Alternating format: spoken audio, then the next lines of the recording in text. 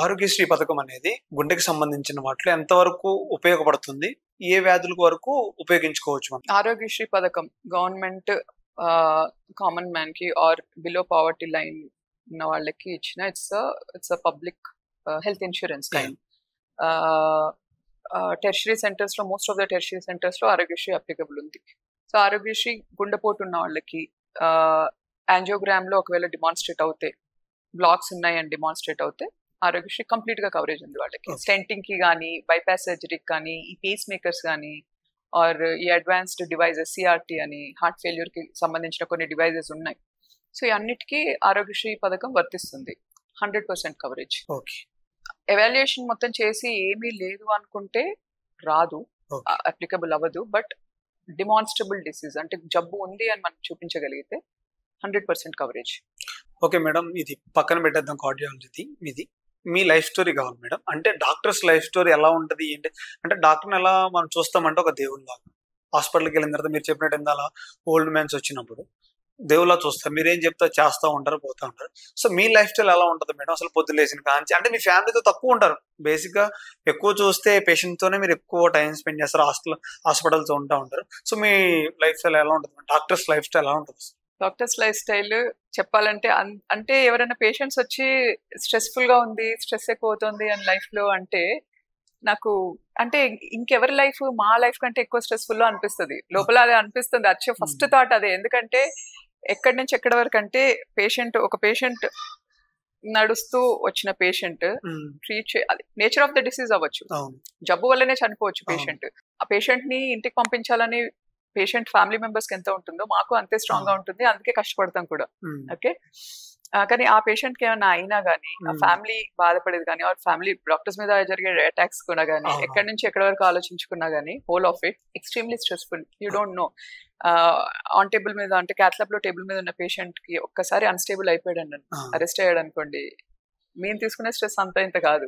Continuous CPR 40 to 50 minutes CPR, అదే CPR చేస్తూ procedure చేసే డాక్టర్ కి ఉండే స్ట్రెస్ అంతా ఇంత కాదు. అక్కడ ఆ పేషెంట్ మాకేం కాదు, కానీ పేషెంట్ స్టిల్ బతకాలి.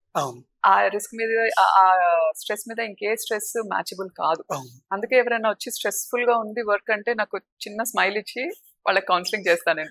ఫస్ట్ నాకు నవ్వు కాదు, బట్ ఐ ఫీల్ అంటే అందరూ వాళ్ళ పనులు స్ట్రెస్ఫుల్ అని అనుకుంటారు, కానీ ఐ డోంట్ థింక్ మా జాబ్ కంటే ఎక్కువ స్ట్రెస్ఫుల్ ఇంకేదే ఉంటుందని నేను అనుకోను. But and as well doctors are also dying young. చాలా మంది డాక్టర్స్ యంగ్ ఏజ్ లోనే చనిపోతున్నారు, needless to mention. Especially high stressful roles, emergency doctors కానీ, అనెస్థెటిస్ట్, కార్డియాలజిస్ట్, వీటిలలో ఎక్కువ కనిపిస్తూ ఉంది death rate. Beat brain strokes కానీ, గుండెపోటు కానీ, క్యాన్సర్స్ కానీ, ఇవన్నీ ఇంక్రీజ్ అవుతున్నాయి. ఎందుకంటే స్ట్రెస్ వల్ల డెఫినెట్లీ అది. సో మాకు as much we say general public కి స్ట్రెస్ మేనేజ్ చేసుకోండి, work on your sleep, work on your stress, meditation, exercise. Probably we're missing out on those things. మేము ఫాలో చేయాల్సింది కూడా అదే, స్ట్రెస్ మేనేజ్మెంట్. ఇఫ్ నన్ను personal గా మీరేం చేస్తారు అని అడిగితే మాత్రం I make sure I exercise. ఎంత బిజీ షెడ్యూల్ ఉన్నా ఒక 30 hours షిఫ్ట్ వదిలేస్తే మిగతా 5 days కానీ 6 days కానీ మార్నింగే చేస్తాను నేను. మళ్ళీ ఈవినింగ్స్ కి పెట్టుకోను నేను. మార్నింగ్ ఎర్లీగా ఎర్లీ రేజర్, పొద్దున్నే లేసి ఫస్ట్ ఎక్సర్సైజ్ చేసుకొని మళ్ళీ హాస్పిటల్ నేను రిలాక్స్ గా వెళ్ళను. 7:30, 8 వరకు హాస్పిటల్లో ఉంటాను నేను. ఓకే, అక్కడి నుంచి కూడా డే అంతా ఆన్ టోసే ఉంటుంది. సో ఎక్సర్సైజ్, స్లీప్ మీద focus. At least 6 to 7 hours of peaceful uninterrupted sleep ఉండాలి ప్రతి డాక్టర్ కి. I'm trying. Plus personal time, family time.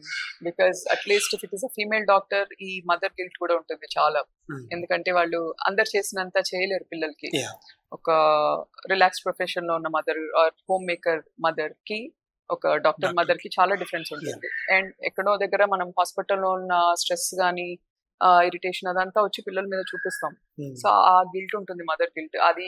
అది బ్యాలెన్స్ చేసుకోవడం, everything is very important. It's everyday struggle. Ikante probably with time and practice we should get better. Diet, needless to mention diet. Again, మీకు చెప్పే పద్ధతులు మేము కూడా పాటించాలి. అది common అండి, ఎవరికైనా మనం చెప్పినవి. those are applicable for everybody. Stress management, sleep, diet, exercises, staying away from addictions. అవి అందరు చేయాల్సిన పనులు. We are no exception. Same thing.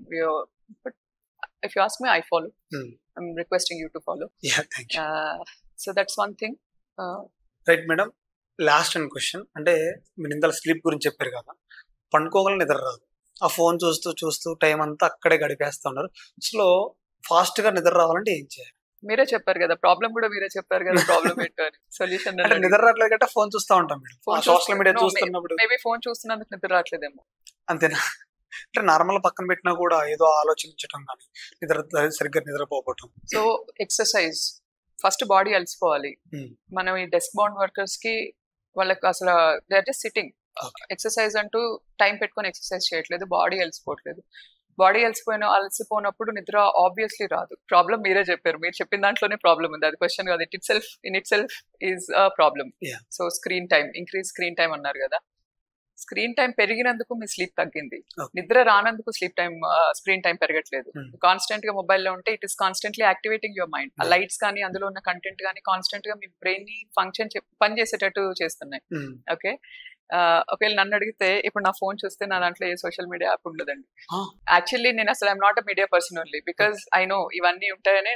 నేను ఎప్పటి నుంచి అయితే ఈ హెల్త్ టాక్స్ అవి స్టార్ట్ చేశానో అప్పటి నుంచే ఉన్నాయి నాకు. మేబీ 10 months అప్పటి నుంచి తప్పితే నాకు అంతకు ముందు లేవు. ఇప్పుడు కూడా I barely maintain anything on my phone because I have important things to do. Life లో మనం ప్రయారిటైజ్ చేసుకున్నప్పుడు వాటి మీద ఆటోమేటిక్ గా మనకి తగ్గిపోతుంది interest. So lack of exercise most importantly. Exercise లేనప్పుడు మీ బాడీ అలసిపోదు, బ్రెయిన్ కూడా అలసిపోదు. డెస్క్ బౌండ్ వర్కర్స్ వీళ్ళంతాను day long they are just sitting. బాడీకి యాక్టివిటీ ఏది? They travel either by metros or vehicles. Where is the activity? Exercise కి time లేదంటున్నారు. యాక్టివిటీ ఏది? సో బాడీ ఫిజికల్ గా అలసిపోట్లా.